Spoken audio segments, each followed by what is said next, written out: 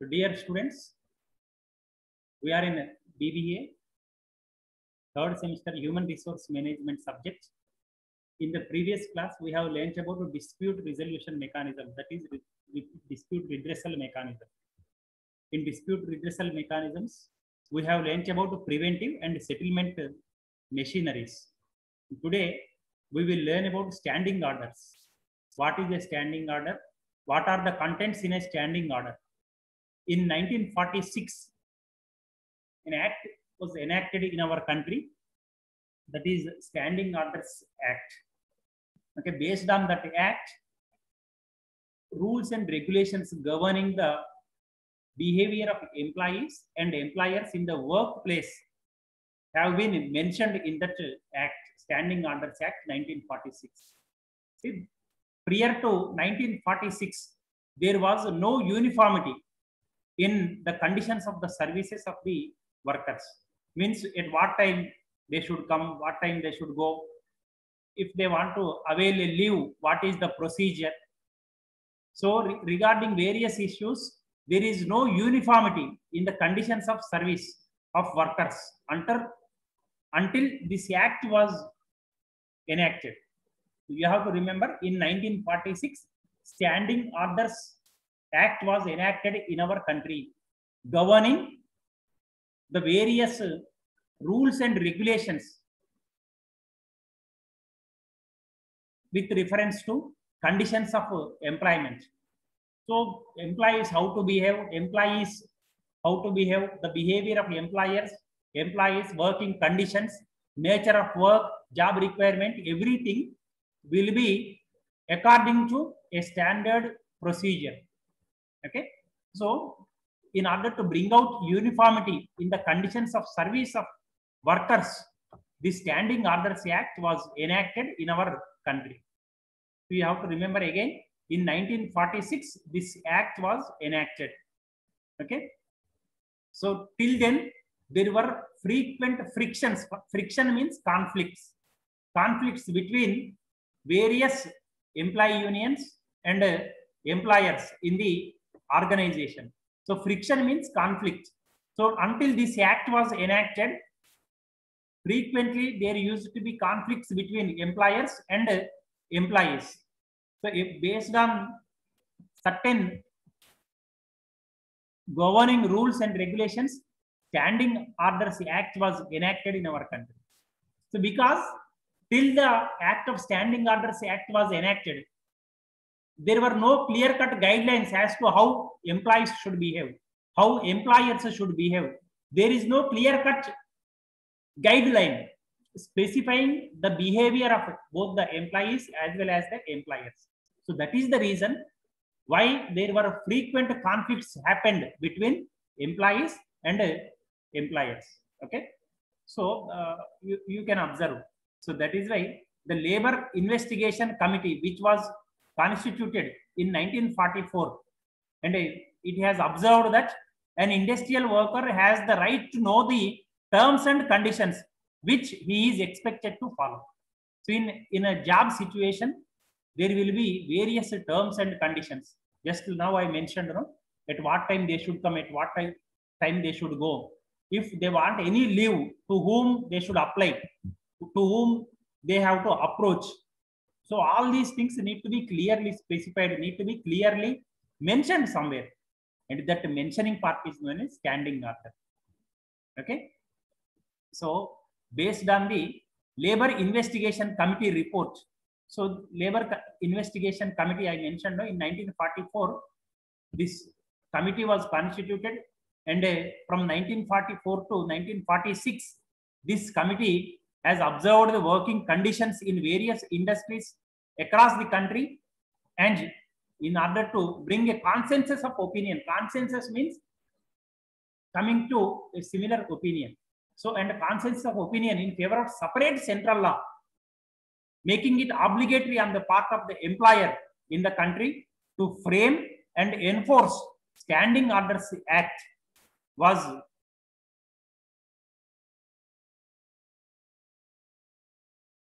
possible only because of the Labor Investigation Committee. So in 1944, Labor Investigation Committee observed the conditions, working conditions in our country, and based on the recommendations of the committee's report, in 1946, Standing Orders Act was enacted in our country. So as you can see, a separate central law making it obligatory. Obligatory means compulsory on the part of the employer in the country to frame and enforce with the approval of the government, defining the employment condition. So what are the working conditions? What is the nature of job? Everything should be clearly specified to the employees, so that in future there will not be any conflict between employees, unions, and employers. So that is what you mean by saying standing orders. Standing orders is nothing but a clear-cut guidelines as to how to behave in the organization. It is applicable both to the employees as well as employers. And you have to remember, this act is applicable to the country as a whole. There are no exemptions. To the entire country, this act is applicable. Okay. So to avoid friction and to avoid conflicts among employee unions and employers, this act was enacted. Okay. So if at all industrial production is good in the country, then automatically country's GDP, GNP, and per capita income will increase. If there are conflicts in any industry, our production will come down. We have to depend on imports. We do not have any capacity to export because there are already various conflicts in various industries. So in order to remove those conflicts between employee unions and employers, the Standing Orders Act was enacted in the country. Okay. Therefore, based on the Standing Order Committee report, the central government enacted Industrial Employment Act in 1946. In a bracket, you can find Standing Orders, the word. So Industrial Employment Act was enacted in the country so as to protect workmen with regard to conditions of employment. See, we will have various categories of employees. Women employees will be there, and men employees will be there. For women employees, what are the working timings? At night time, women should not be employed in factory, in industries. So these rules and regulations were a result of Standing Order Act, that is Industrial Employment Act. The Industrial Employment Standing Orders Act, which was enacted in 1946. So as per this act, the standing order means rules relating to matters set out in the schedule to the act, that is section 2 of G, to be covered, and in respect of which the employer has to draft for submission to the certifying officer, or matters specified in the schedule. So what are those matters which are specified in the schedule? We will see. So various rules relating to matters that are there in this act, means matters maybe with working hours, nature of job, everything will be mentioned, clearly mentioned in the standing order. Okay. So these are the various things that are various issues that are covered in standing order. See, classification of workers. Classification of workers means who is a managing director, who is a director, who is a foreman, what are the duties of a foreman, what are the duties of a helper, what are the duties of a driver, what are the duties of a cleaner. Everything should be clearly written so that in the future there will not be any conflict. Okay. So publication of work time.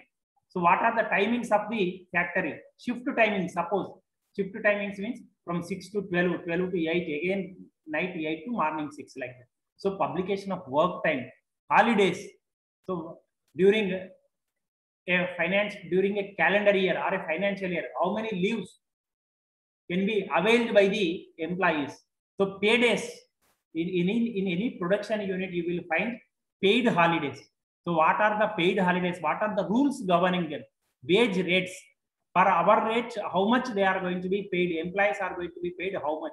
Everything will be clearly written in standing order. Shift working. I just now I mentioned shift timings. What are the timings of in a production units? Compulsorily, almost all round the clock production will take place. Now, let us take for example Kottagudem Thermal Power Station, which is situated in Palonsa. Now, Yeah. take the case of in Kottagudem, we will find Singareni coal mines. So, what are the shift timings of the workers there? Okay, so because production should not stop at any cost. Round the clock production should take place. So shift timings will be mentioned in standing orders. Then attendance and late coming. See attendance at what time, how it will be monitored attendance. For late coming, what is the penalty? See normally in schools or in colleges, for late coming means 3 lates means 1 half day CL they will check. Half day casual leave will be recorded for 3 lates.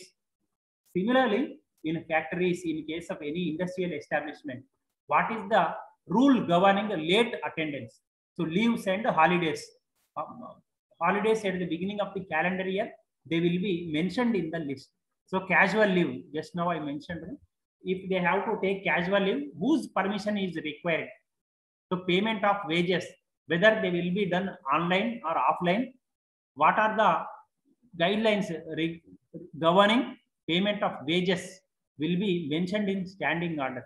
Similarly, stoppage of work in case of a lockdown, in case of a strike, in case of a bandh, in case of a dharna, what is the procedure? What is the systematic operating procedure? Everything will be mentioned in standing order. So termination of employment. Suppose if any misbehavior happened on behalf of an employee, what is the rule governing termination of employment? It may be suspension, it may be dismissal from the service, it may be transfer as a punishment. So everything will be mentioned in the standing orders. So termination of employment, normally retirement age, superannuation age, they will say. Superannuation at the attainment of retirement age. What is the age at which an employee is supposed to be terminated from the service? Okay, everything will be mentioned. All these things will be mentioned in standing orders. Disciplinary action for misconduct. Okay, so if anybody does not follow standing orders properly, is creating a problem in the organization. How to hand over the punishment, whether if in case of suspension, what is the procedure? In case of transfer, what is the procedure? In case of demotion, what is the procedure? Everything will be mentioned in standing orders. Okay, what is the disciplinary action for misconduct? That will be mentioned. Suspension. See, in class I mentioned the difference between suspension and dismissal. The suspension means temporarily an employee will be punished, and on a complaint received against an employee, inquiry will be conducted in suspension. See, if an employee regularly comes to office, it will be very difficult for the inquiring officer to conduct inquiry. So, in suspension, the concerned employee will be made to sit in home, and a thorough inquiry will be conducted, thorough investigation will be done, and based on the report, punishment will be given. So that is what suspension means. Dismissal means that is totally removal from service. That is a serious level of punishment. Okay. So a person will initially be normally suspended. Then based on the inquiry committee's report, dismissal orders will be issued. Okay. In case of if the concerned employee has committed a serious crime, in that case, he will be dismissed immediately from the service. So complaints, suppose if an employee has a complaint regarding the nature of the job or a working place environment, or any toilet cleaning is not properly done in the office, in the factory, then what is the complaint procedure? To whom he or she shall complain? Everything will be mentioned in standing orders. So this is what you mean by standing orders. Okay, these are the contents in a standing order. This is a model standing order.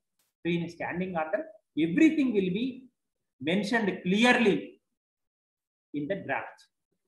I mentioned in India in 1946, Industrial Establishment Standing Orders Act was enacted, and based on the committee's report, based on the committee which was constituted in 1944, and a committee was constituted to look into the working conditions of the employees in the country. And based on that committee's report, which the committee was constituted in 1944, and from 1944 to 1946, the committee has conducted investigation, and based on the committee's investigation report, Standing Orders Act was enacted in our country during 1946. And these are the various items that have to be mentioned in standing order as a standing order. Okay, so this is about standing order. In our next class, we will learn another topic from human resource management. Thank you very much, dear friends.